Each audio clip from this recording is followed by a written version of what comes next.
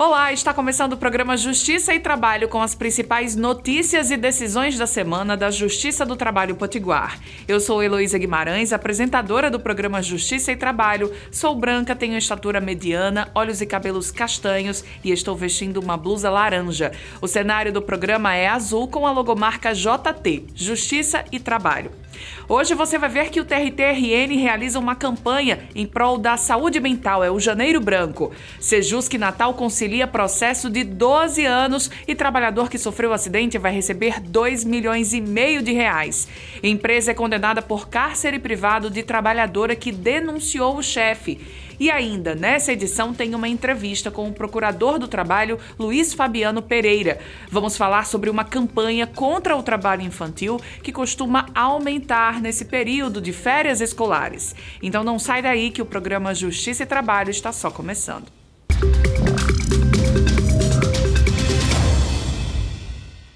Ano novo e com ele a preocupação com a saúde. É nesse mês de janeiro que muitas pessoas aproveitam para fazer um check-up, realizar exames, pensar a própria saúde. Por isso, o TRT do Rio Grande do Norte convida a todos a refletirem também sobre a saúde mental. Por isso, o tribunal vai lançar uma cartilha em alusão à campanha Janeiro Branco. Uma folha em branco onde é possível escrever uma nova história sem tabus e preconceitos. Essa é uma das ideias do Janeiro Branco, que busca dar visibilidade à saúde mental. O TRT-RN participa da campanha e realiza ações junto aos servidores ao longo do mês. É uma campanha que é um mês dedicado, o mês de janeiro passou a ser um mês dedicado à conscientização da população sobre os cuidados com a saúde mental. Assim como a gente cuida de outros aspectos, né, da saúde física, a gente quebrar os tabus e falar mais sobre saúde mental como uma coisa cotidiana, né, e levar informação também para a população. O Janeiro Branco foi criado há 10 anos por um psicólogo em Minas Gerais e desde o ano passado, uma lei federal oficializou a campanha em todo o país. Essa ampliação é reflexo da saúde mental dos brasileiros. Segundo dados da Organização Mundial da Saúde, o Brasil é o país mais ansioso do mundo e o quinto mais depressivo. Segundo a psicóloga, o primeiro passo para se evitar o adoecimento mental é praticar o autocuidado. Além, é claro, de saber quando procurar ajuda profissional. É uma coisa muito cotidiana, né? A gente, quando fala em saúde mental, não é uma coisa muito fora do comum. Na verdade, são cuidados que a gente precisa ter no cotidiano, né? Que é o quê? Autoobservação, né? A gente também se conhecer melhor, a gente saber o momento de dar pausas, né? Porque às vezes a gente está naquela correria, né? Trabalho, compromissos com família, enfim, a gente vai na avalanche e não para se escutar, né? Para se perceber. Às vezes até um adoecimento físico, né? Uma dor de cabeça, uma gastrite, o corpo está sinalizando, mas que às vezes é um estresse. A gente está ali no ritmo, a gente não para ter contato com a natureza, às vezes conversar com alguém próximo, né? Um familiar, onde procurar ajuda, né? Também quebra mais esse tabu, né? Se você está em sofrimento, o que é normal e o que não é, né? Quando eu posso procurar ajuda profissional, né? Porque a gente tem o cuidado, mas às vezes necessita de um cuidado profissional. Então, eu também vou estar orientando nesse sentido, né? Quando procurar ajuda profissional de um psiquiatra, de um psicólogo, né? De um profissional de saúde, para avaliar e procurar uma ajuda. Inclusive para enfrentar alguns estresses. A gente às vezes passa por situações na vida em que a gente precisa enfrentar, né, e que causa mais mobilização, mas quando a gente cuida mais, né, do nosso dia a dia, a gente consegue enfrentar de uma forma mais tranquila. Durante o Janeiro Branco, algumas ações serão realizadas pelo tribunal junto aos servidores. Uma cartilha deve ser lançada. Agora, mais para o final do mês, né, a gente vai fazer visita aos setores para falar rapidamente sobre a temática, né, em forma de blitz, vamos dizer assim, a gente parar uns 10 minutinhos do que está fazendo no trabalho e falar, né. Eu preparei uma cartilha, também bem acessível, bem objetiva, com algumas dicas no dia a dia, o que a gente pode estar fazendo para cuidar do bem-estar emocional.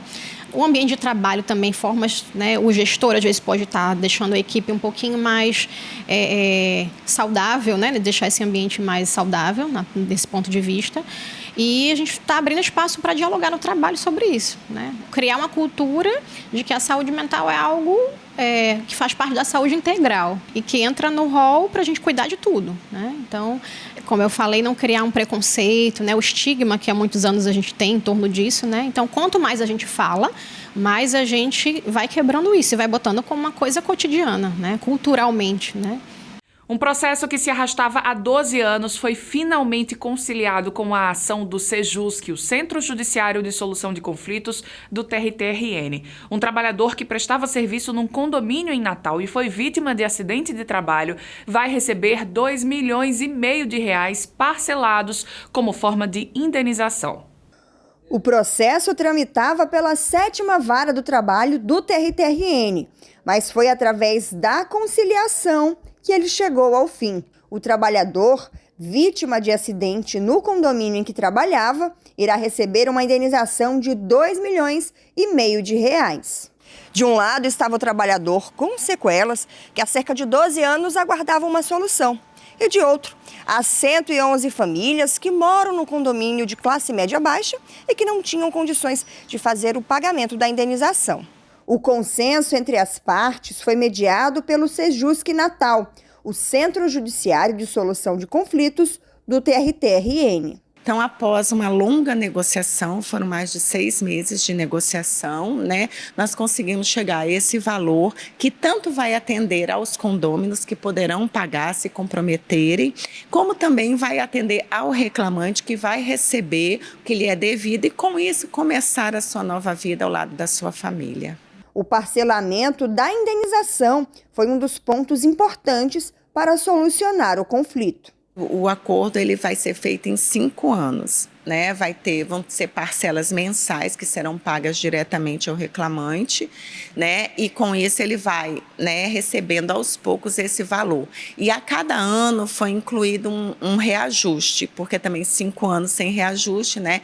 Então no primeiro ano tem um valor fixo, a partir do segundo ano terá um reajuste, e assim a cada ano 6% de reajuste, de maneira que ao final o reclamante receba uma quantia considerável e boa para que ele possa realmente prover o seu sustento e todos os condôminos possam pagar. E uma empresa foi condenada por cárcere privado de uma trabalhadora que denunciou o chefe. Rafael Lopes tem os detalhes. A empregada foi mantida em cárcere privado no escritório do restaurante, sofrendo humilhações por cerca de 3 horas após denunciar o chefe. A autora do processo trabalhou para o restaurante de novembro de 2018 a março de 2023. De acordo com ela, no dia 13 de julho de 2022, durante sua jornada de trabalho, foi trancada em uma sala por sua chefe imediata. Durante o tempo em que foi obrigada a estar na sala, ela passou a sofrer insultos, ameaças físicas e psicológicas, sendo também vítima de calúnias, injúrias e difamações. Isso teria ocorrido porque a ex-empregada denunciou a chefe e o marido dela, também empregado, ao superior deles, por estarem supostamente cometendo desvios financeiros. O superior, em vez de investigar, revelou a denúncia à chefe da autora do processo, que um dia depois da denúncia foi trancada na sala e submetida às humilhações. A situação, de acordo com a ex-empregada, resultou em danos psíquicos e emocionais severos. Em defesa própria, a empresa alegou que a ex-empregada sempre foi respeitada e bem tratada e que jamais ocorreram os fatos alegados por ela. Ressaltou também que aborrecimentos e frustrações são sentimentos que, de maneira geral, fazem parte do cotidiano do dia a dia de qualquer ser humano, seja no trabalho, no trânsito ou até mesmo no ambiente familiar. No entanto, de acordo com a desembargadora Auxiliadora Rodrigues, relatora do processo no TRTRN, o tratamento do gestor da unidade demonstra total frieza e descaso, a quem deveria, além de manter o sigilo da denúncia, providenciar medidas de apuração e responsabilização das condutas denunciadas. A magistrada ainda destacou que, no contexto fático probatório, restou configurado o assédio moral proveniente de cárcere da reclamante no escritório da reclamada, com humilhações, ameaças, terror psicológico e hostilização constantes, criando um ambiente insalubre de recorrente beligerância. A decisão da primeira turma do TRTRN foi por unanimidade e alterou o julgamento da 5ª Vara do Trabalho de Natal, que tinha originalmente quantificado em R$5 mil o valor da indenização por dano moral. No quadro Explica Direito, a juíza do trabalho Maria Rita Manzarra explica pra gente agora o que é dissídio coletivo. dissídio coletivo é um processo judicial também instaurado, geralmente por sindicatos, que procuram o judiciário quando foi frustrada a negociação de acordo com o empregador. Então, quando eles tentam, é necessário tentar esse acordo prévio. Quando não consegue chegar no acordo e se instaura um dissídio coletivo, a competência para decidir esse dissídio coletivo é do tribunal, ou seja, não é das varas do juiz de primeiro grau, é do tribunal. E quando decidido esse dissídio coletivo, é proferida uma sentença normativa. É possível que se chegue a um acordo, mas se não chegar, a gente tem uma sentença normativa. Depois, o sindicato tem que, ou irá, executar através de uma ação de cumprimento, aí sim, perante o juiz de primeiro grau, para fazer valer aqueles direitos que foram assegurados na sentença normativa. Mas, de modo geral, é um processo a fim de solucionar interesses coletivos. O TRT-RN recebeu 2 novas servidoras empossadas no dia 12 de janeiro, a analista judiciária Natália Figueiredo Martins e a técnica judiciária Joyce Nayara Freitas. Elas foram aprovadas no último concurso público realizado pelo TRT. Natália vai atuar no gabinete do desembargador José Barbosa e Joyce irá reforçar a equipe da Vara do Trabalho de Macau. Agora a gente vai para o intervalo e na volta tem uma entrevista com o procurador do trabalho, Luiz Fabiano Pereira. O repórter Rafael Lopes conversa com ele sobre a campanha contra o trabalho infantil, especialmente nesse período de férias escolares. É já, não sai daí.